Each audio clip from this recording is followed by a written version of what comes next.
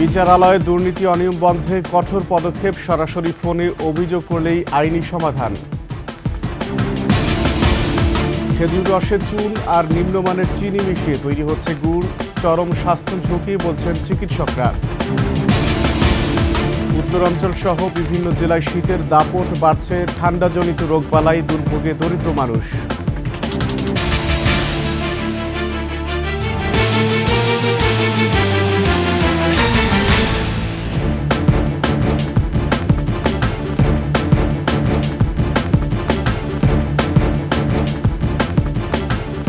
শুনছিলেন সংবাদ শিরোনাম। আমন্ত্রণ সকালের 21 সংবাদে, সাথে আছি আমি আকবর হোসেন সুমন।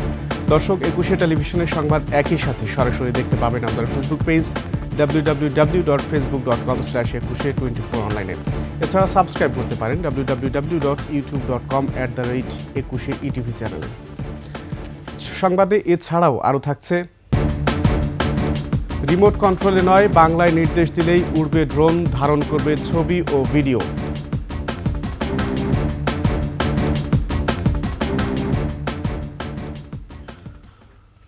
বিচারাঙ্গনে আইনজীবী, কর্মকর্তা বা কর্মচারী কিংবা বিচারক দুর্নীতি অনিয়ম করলেই রেহাই পাচ্ছেন না কেউই। বিচার প্রার্থীরা সরাসরি ফোনে অভিযোগ জানিয়ে আইনি সমাধান নিচ্ছেন। আইন বিশ্লেষকরা বলছেন, বিচার প্রার্থীদের আস্থার জায়গা করে নিয়েছে সুপ্রিম কোর্ট হেল্পলাইন। একই সঙ্গে হাইকোর্টের কোনো বিচারপতিদের বিরুদ্ধে অভিযোগ পেলে কাজ করছে সুপ্রিম জুডিশিয়াল কাউন্সিল। বিস্তারিত শাকিরা আরজু রিপোর্টে।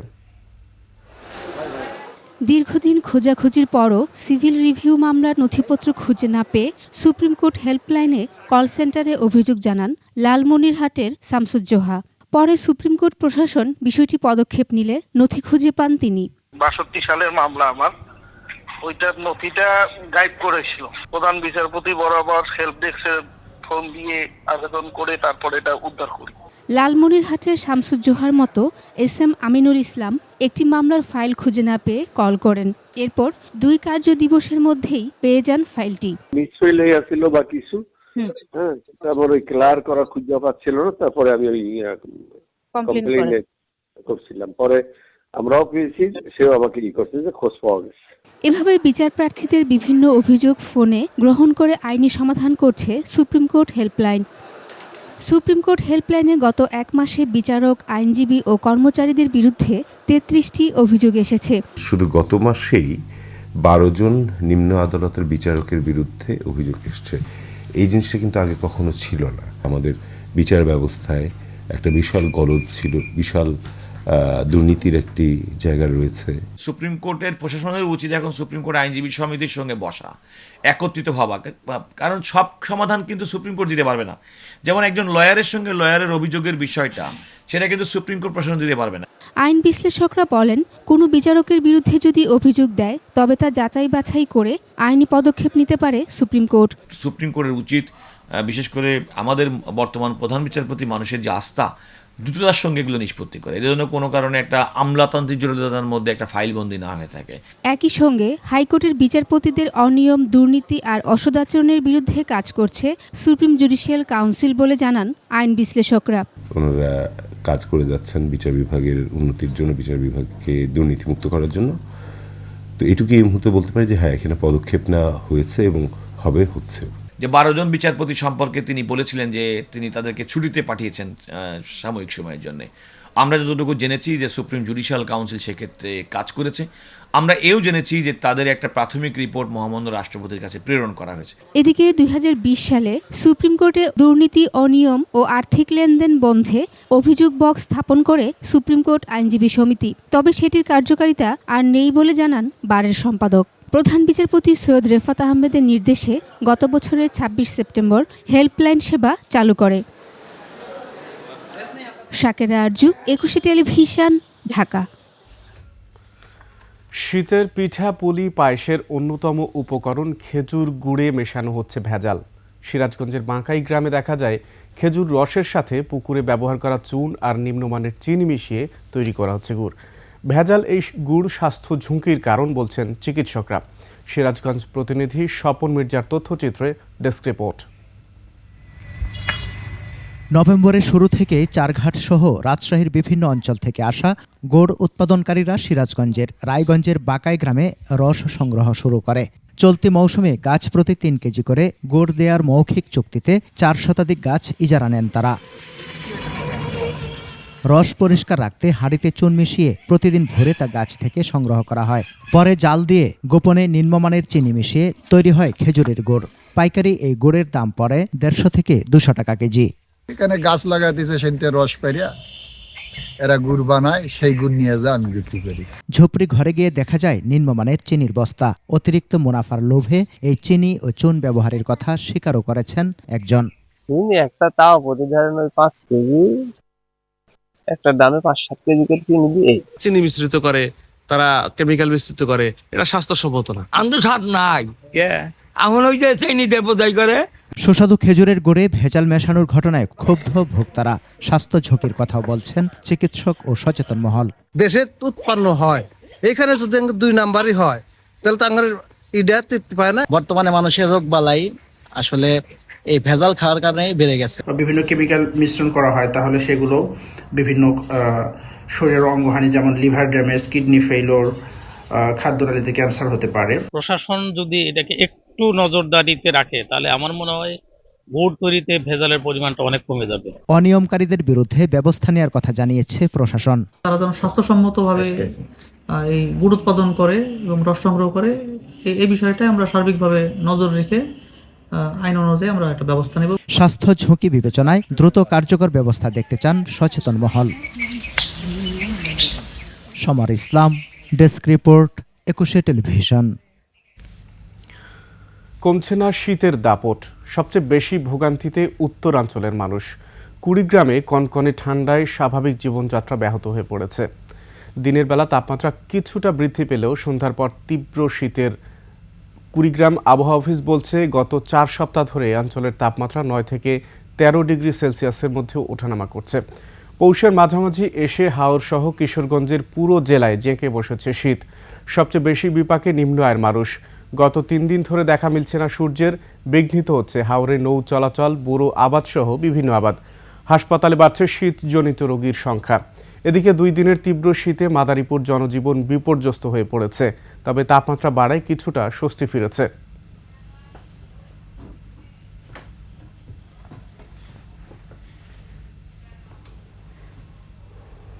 একটু 2 দিন কম বিক্রি কেনা বেচা একটু কম ছিল, অনেক অসুস্থ হয়ে পড়ছিলাম। এখন একটু ভালো পরিবেশ, মানে ভালো ঠান্ডা আবহাওয়া মানে কম আছে।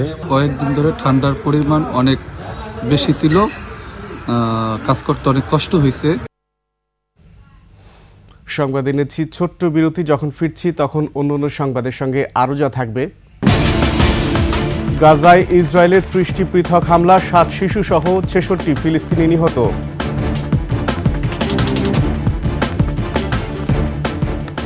আবারও আমন্ত্রণ ২১ সকালের খবরে। রিমোট কন্ট্রোলে নয়, বাংলায় নির্দেশ দিলেই উড়বে ড্রোন আচার্য। ভয়েস কমান্ড বাংলা ভাষায় থাকায় এটি প্রশিক্ষণহীন অদক্ষ মানুষও চালাতে পারবে। ইংরেজি এমনকি বাংলাতে পড়তে ও লিখতে না পারলেও এই ড্রোন উড়ানো যাবে। এটি ভালো মানের ছবি ও ভিডিও ধারণ করতে পারে। আচার্য বিশ্বের প্রথম বাংলা কমান্ডে চলা ড্রোন বলে দাবি করছে Lalmonirhat Bangabandhu Sheikh Mujibur Rahman aviation and aerospace বিশ্ববিদ্যালয়ের শিক্ষার্থীরা। লালমনিরহাট প্রতিনিধি গোকুল রায়ের পাঠানো তথ্য ছবিতে ডেস্ক রিপোর্ট। লালমনিরহাটে Bangabandhu Sheikh Mujibur Rahman aviation and aerospace বিশ্ববিদ্যালয়ের উড়োজাহাজ প্রকৌশল বিভাগের প্রভাষক ইশতিয়াক ইবনে সালাম 9 শিক্ষার্থীকে নিয়ে তৈরি করেছেন ড্রোন আচার্য। এর সাথে যুক্ত শিক্ষার্থীরা জানান, আগে যিনি কখনো ড্রোন ওড়াননি তিনিও এটি ওড়াতে পারবেন। বাংলা ভাষায় কমান্ড দেয়া যায় বলে এটি প্রান্তিক মানুষদের জন্য উপযোগী। একজন সাধারণ কৃষক যার অনেক বড় জমি আছে এবং সে তদারকি করা প্রয়োজন, তিনি শুধুমাত্র মুখে বলার মাধ্যমে এই ধরনের কাজগুলো করতে পারবেন। বাংলাদেশের সাধারণ মানুষরা যেন এই ড্রোনটা ভালো সহজেই ব্যবহার করতে পারে। বাংলাতে কথা বলতে পেরেই তারা যাতে আমাদের এই ড্রোনটি উড়াইতে পারে, এই চিন্তা থেকে আমরা এই ড্রোনটি বাংলা ভাষায় কমান্ডে নিয়ে এসেছি। ড্রোনটি স্বয়ংক্রিয়ভাবে শুধু ভয়েস কমান্ড দিয়ে ওড়ানো, চালানো, ছবি তোলা, ভিডিও করা সহ যে জায়গা থেকে উড়বে সেখানে ফিরে আসবে। বামে যাও, এছাড়া এই ড্রোন দিয়ে কৃষিকাজ, নজরদারি, ভূমি জরিপ, পোকামাকড় দমনে কীটনাশক ও সার ছিটানো, সামরিক নিরাপত্তা ও আগুন নেভানো সহ অনেক কাজ করা যাবে বলে দাবি করেন উদ্ভাবক দলের প্রধান। আমাদের তৈরি যে ড্রোন, এইটা ব্যবহার করতে কোনো রকমের প্রশিক্ষণ, দক্ষতা, অভিজ্ঞতা কিছুই লাগবে না। আমাদের ড্রোন কিন্তু একটা অনন্য ভূমিকা রাখতে পারে অগ্নি নির্বাপনের ক্ষেত্রে। কৃষিক্ষেত্রে যেই কীটনাশকগুলা মানুষের জন্য ক্ষতিকর, সেগুলা মানুষ দ্বারা না ছিটিয়ে আমরা কিন্তু এই ড্রোনের মাধ্যমে ছিটাতে পারি। আচার্যের ওড়ার সীমানা প্রায় 4 কিলোমিটার। 50,000 টাকা খরচে তৈরি করা হয়েছে আচার্য। তবে বাণিজ্যিকভাবে তৈরি করলে দাম কমে যাবে বলে মনে করেন উদ্ভাবকেরা। Banushri Dolly, desk report, 21 television. দর্শক, শীতের খবর জানতে আমাদের সঙ্গে মাদারীপুর থেকে যুক্ত হচ্ছেন নজরুল ইসলাম পলাশ। পলাশ, শীতের প্রকোপ কেমন দেখছেন মাদারীপুরে?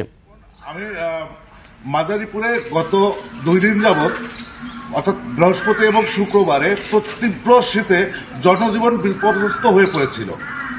মানুষ ঘর থেকে বের হতো না, রাস্তাঘাট একেবারে ফাঁকা ছিল, ব্যবসা বাণিজ্য প্রায় বন্ধের পথে চলে গিয়েছিল। কিন্তু গত শনিবার সকাল থেকে সূর্য ওঠার কারণে তাপমাত্রা আস্তে আস্তে বাড়তে থাকে। শুক্রবার দুপুরের পর থেকেই জেলার জনসাধারণের চলাচল স্বাভাবিক হয় এবং ব্যবসা বাণিজ্য আবার শুরু হয়। এতে জনজীবনে এক স্বস্তি নেমে আসে। মাদারীপুরের বিভিন্ন জায়গায় শীতে বিশেষ করে শিশুরা প্রচণ্ড অসুস্থ হয়ে পড়ে এবং তারা বিভিন্ন ক্লিনিক এবং হাসপাতালগুলোতে ভর্তি হয়। আমার কাছে এ পর্যন্ত যে খবর আসছে যে প্রায় শতাধিক শিশু বিভিন্ন হাসপাতাল, ক্লিনিক থেকে চিকিৎসা নিয়েছে। এছাড়া শীতের তীব্রতার কারণে জেলা প্রশাসন জেলার 5টি উপজেলায় 8 লাখ করে 40 লাখ টাকা বরাদ্দ দিয়েছে কম্বল কিনে দেওয়ার জন্য গরিব এবং অসহায়দের। এছাড়া 4 পৌরসভায় 12 লাখ টাকা দেওয়া হয়েছে এই কম্বল দেওয়ার জন্য। এছাড়া বিএমপি সহ অন্য যে রাজনৈতিক দলগুলো আছে, কিছু স্বেচ্ছাসেবী দলগুলো আছে, এরা বিভিন্ন জায়গায় কম্বল বিতরণ করেছে। মোটামুটিভাবে মাদারীপুরে এখন স্বাভাবিক একটা পরিস্থিতিতে তৈরি হয়েছে। কিন্তু গত এই তীব্র শীতে মানুষের যেই জীবনযাত্রার যে অবস্থা হয়েছে, তাতে মাদারীপুরে আরও যারা অসহায় আছে তাদের মাঝে আরও কম্বল বিতরণ করা প্রয়োজন। এছাড়া মাদারীপুরের ঘন কুয়াশার কারণে যান চলাচল ব্যাহত হচ্ছে, বিভিন্ন জায়গায় সড়ক দুর্ঘটনার মতো ঘটনা ঘটছে। সুমন, এই ছিল আমার কাছে মাদারীপুরের শেষ সংবাদ। ধন্যবাদ পলাশ আপনাকে। দর্শক, মাদারীপুর থেকে সহকর্মী নজরুল ইসলাম পলাশ জানাচ্ছিলেন শীতের খবরাখবর। শেষ করছি সকালের 21 সংবাদ। যাবার আগে সংবাদ শিরোনামগুলো আরও একবার। বিচারালয়ে দুর্নীতি অনিয়ম বন্ধে কঠোর পদক্ষেপ, সরাসরি ফোনে অভিযোগ করলেই আইনি সমাধান। খেজুর রসে চুন আর নিম্নমানের চিনি মিশিয়ে তৈরি হচ্ছে গুড়, চরম স্বাস্থ্য ঝুঁকি বলছেন চিকিৎসকরা। উত্তরাঞ্চল সহ বিভিন্ন জেলায় শীতের দাপট, বাড়ছে ঠান্ডাজনিত রোগবালাই, দুর্ভোগে দরিদ্র মানুষ।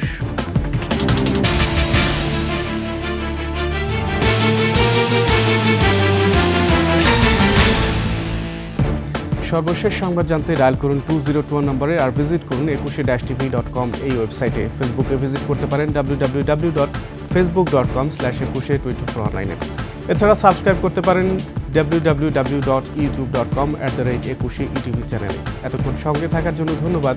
পরবর্তী সংবাদ সকাল 9টায় দেখার আমন্ত্রণ। 21-এর সাথেই থাকুন।